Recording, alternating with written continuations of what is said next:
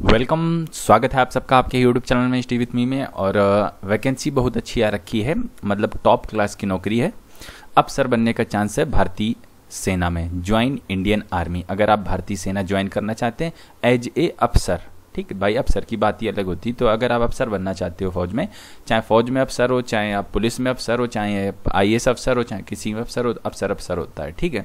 तो इसमें वैकेंसी है। देखिए कौन कौन अप्लाई कर पाएंगे, कौन नहीं अप्लाई कर पाएंगे। ग्रेजुएशन होना चाहिए, नहीं होना चाहिए, उम्र कितनी होनी चाहिए, अपीयरिंग हो अप्लाई कर लोगे कि नहीं कर लोगे, कैसे जानोगे हम आपको बताएंगे इसी वीडियो में आगे, ठीक है। सिलेबस क्या होगा, रिटन एग्जाम होगा या सिर्फ आपकी एसएसबी होगी, और आपको जो ना पेमेंट कैसे मिलने वाली, ट्रेनिंग वगैरह, ठीक है, क्या क्या आपको तनख्वाह वगैरह मिलेगी, सारी की सारी चीज़ें हम इस वीडियो में देखने वाले। इसका मतलब आप हमारे साथ शुरुआत से अंत तक रहिएगा। और अगर बेल आइकन, देखो एक बड़ी जो है समस्या आ रही है कि बच्चों के पास ये वीडियो का नोटिफिकेशन नहीं जा रहा, तो इसका मतलब ये है कि नोटिफिकेशन की बटन को हिट नहीं किया, उसे दबा लो ताकि आपको तुरंत का तुरंत नोटिफिकेशन मिलता रहे। अब काम की बात करते हैं। काम की बात ये है कि अनमैरिड कैंडिडेट, वो भी मेल, मतलब फीमेल इसमें अप्लाई नहीं कर सकती, सीधी सीधी बात हो गई, ठीक है। और वो भी शादी ना हुई हो ऐसे मेल कैंडिडेट आप इसमें अप्लाई कर सकते हो। ग्रेजुएट हैं जो इंजीनियरिंग ग्रेजुएट है, मैं आपको बताऊंगा कितनी तरह की ग्रेजुएट इसमें लिए जा रहे हैं, बहुत सारे बच्चे इसमें आ जाएंगे। और शुरू हो रही 130 टेक्निकल ग्रेजुएट कोर्स, मतलब कि 138 टेक्निकल, जिसे TGC के नाम से भी जाना जाता है, इसके तहत आपकी एडमिशन इसमें होने वाला है, ठीक है। और आपकी ट्रेनिंग कहाँ होगी, इंडियन मिलिट्री एकेडमी देहरादून में आपकी ट्रेनिंग होगी, और परमानेंट कमीशन आपको दिया जाएगा भारतीय थल सेना में, ठीक है। अब देखते हैं एलिजिबिलिटी की बात करते हैं। तो कोई भी भारत का नागरिक, एक कैंडिडेट मस्ट बी अनमैरिड। अगर आप अविवाहित हैं तो आप इसमें अप्लाई कर पाओगे। आप सिटीजन ऑफ इंडिया हो या नेपाल के या भूटान के, बाकी बच्चे इसमें देख सकते हैं। अगर आप जो है ना यूथोपिया, वियतनाम वगैरह से बिलोंग करते हो तो आप वीडियो को पॉज करके इसके बारे में अंग्रेजी पढ़ सकते हैं। हम आगे बढ़ते हैं, हमने इंडिया के लिए बता दिया और नेपाल और भूटान के लिए भी।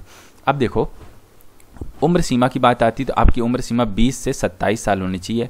आपकी उम्र सीमा की गणना 1 जनवरी 2020 से की जाएगी। ध्यान रखिएगा 1 जनवरी 2020 से। आपकी जो डेट ऑफ बर्थ है बच्चों, वो 2 जनवरी 1993 से 1 जनवरी 2000 के बीच में होनी चाहिए। आपकी डेट ऑफ बर्थ 2 जनवरी 1993 से 1 जनवरी 2000 के बीच में होनी चाहिए, तभी आप इसके लिए अप्लाई कर पाओगे, ठीक है। और देखो ये जो आपकी उम्र देखी जाएगी मार्कशीट में, ये आपकी जो मिलती है सर्टिफिकेट मिलता है आपका, कक्षा 10 का सर्टिफिकेट होता है, उस सर्टिफिकेट से आपकी उम्र सीमा की जांच की जाएगी। अब देखो एजुकेशन क्वालिफिकेशन, देखिए कैंडिडेट जो आप पास हो चुके, जो ग्रेजुएशन जिनकी हो चुकी है वो भी अप्लाई कर सकते हैं। But in the case if you are appearing in the last semester और लास्ट एग्जाम, आप भी अप्लाई कर सकते हो, ठीक है। तो देखिए यहाँ पर लिख रखा है in the final year of engineering degree, वो बच्चे भी इसमें अप्लाई कर सकते हैं, ठीक है। तो यहाँ से एक बात क्लियर हो गई।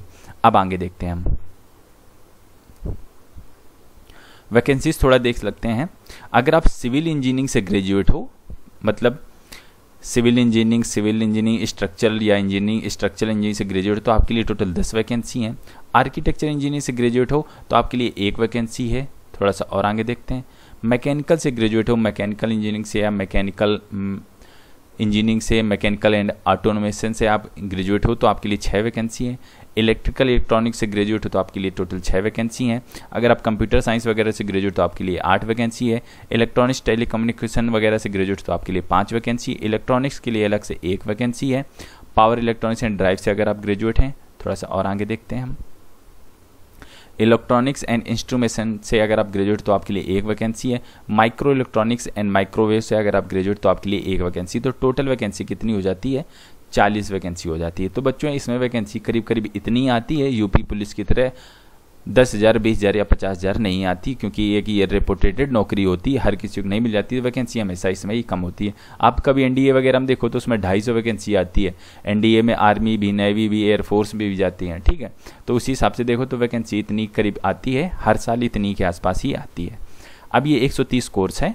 अब इसके बारे में थोड़ा सा, अब टाइप ऑफ कमीशन आपका जो ना परमानेंट कमीशन रहेगा, मैं आपको ये पहले बता चुका हूँ। आपकी ट्रेनिंग कहाँ होगी, सिलेक्टेड जो बंदे सिलेक्ट हो जाएंगे उनकी ट्रेनिंग होगी इंडियन मिलिट्री एकेडमी देहरादून में आपकी ट्रेनिंग की जाएगी, ठीक है।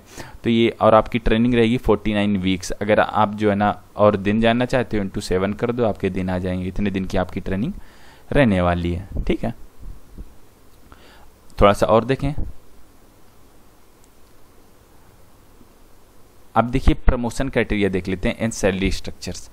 आपके जो प्रमोशन होंगे, पहले आप लेफ्टिनेंट बनाए जाएंगे, then captain, then major, then lieutenant, colonel, then यहाँ पर 2 बार लिखा है तो इसी की 2 वैरायटी इसमें कर दी गई हैं, 2 में डिवाइड कर दिया गया, colonel, brigadier, major general, lieutenant general, फिर आगे जो है ना HAG, VCOAS, then after COAS। ठीक है, तो ये आपका प्रमोशन क्राइटेरिया नीचे की तरफ बढ़ता जा रहा है। ठीक है, तो आप जो है ना आपकी ये सब प्रमोशन मिलने, आपकी पेमेंट देख सकते हो।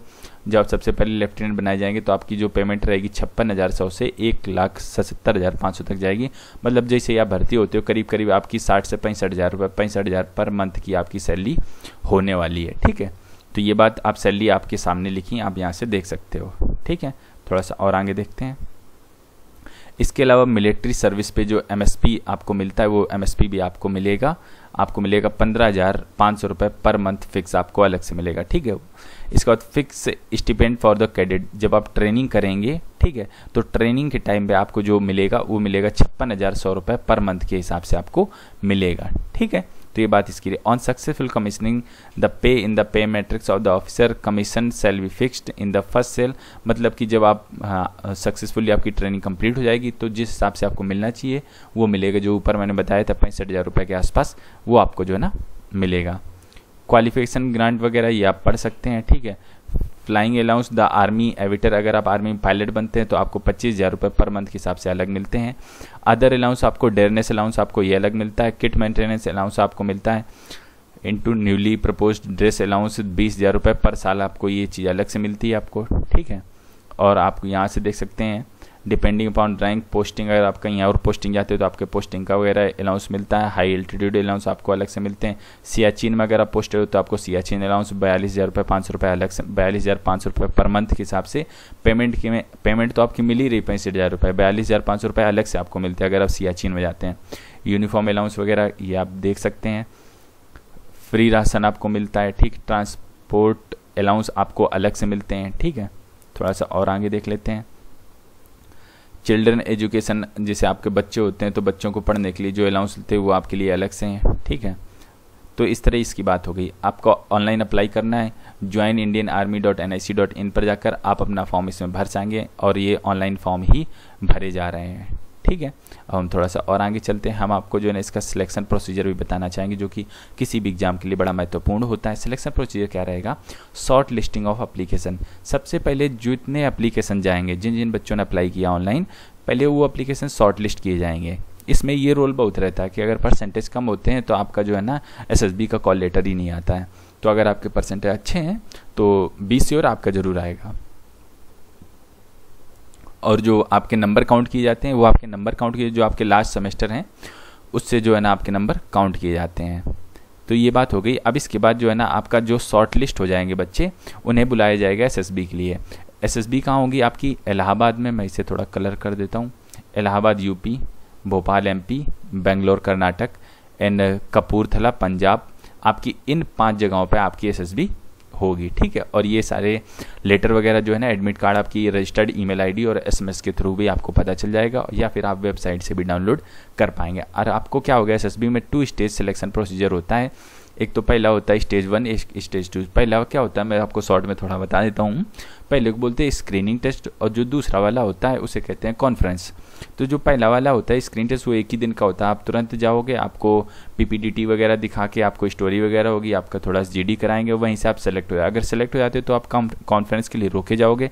अगर आप वहाँ से आउट हो जाते तो आपको वहीं से पहले दिन से ही बाहर कर देंगे। अब जो बच्चे कॉन्फ्रेंस के लिए इन हो गए, फिर वहाँ पर कई तरह की एक्टिविटी होती हैं, जैसे ग्रुप डिस्कशन हो गया, इंटरव्यू हो गया, GTO टास्क हो गया, ये सारी चीज़ें आपकी होती हैं। फिर फाइनल आपका SSB का रिजल्ट आता है। अगर जो बच्चे SSB में रिकमेंड हो जाते हैं फिर उन्हें मेडिकल के लिए आगे भेजा जाता है। ठीक है, तो इस तरह जो जिनका मेडिकल फिट हो गया उनको जो है ना कुछ दिनों में ट्रेनिंग वगैरह के लिए बुला लिया जाता है। तो इस तरह इसके सिलेक्शन प्रोसीजर की बात हो गई। ठीक है, और जो है ना online application will be open 10 अप्रैल से आपके ओपन हो जाएंगे और आपके चलेंगे 9 मई तक। ठीक है, तो आपके एप्लीकेशन ओपन हो चुके हैं और जो है ना आप 9 मई तक आप अपने फॉर्म भर सकते हैं। उम्मीद करता हूं कि मैंने सारी चीज़ें अच्छे से डिक्लेयर कर दी, अच्छे से बता दी, अच्छे से समझा दी हैं। अगर कुछ और जानना पूछना चाहते हो तो आप कमेंट कर सकते हो, और सिलेबस वगैरह के लिए आप इस वेबसाइट पर जा सकते हो, सरकारी सिलेबस syllabus.com पर जाकर अपना सिलेबस वगैरह चेक कर सकते हो। ठीक है, इस वीडियो में इतना ही। हम आपसे मिलते हैं अगले वीडियो में। और वीडियो को लाइक जरूर कीजिए, अगर पसंद आया हो, सारी चीज़ें आपको मिल गई हों तो आप लाइक जरूर कीजिए और अपने दोस्तों के साथ शेयर जरूर कीजिए। वंदे मातरम।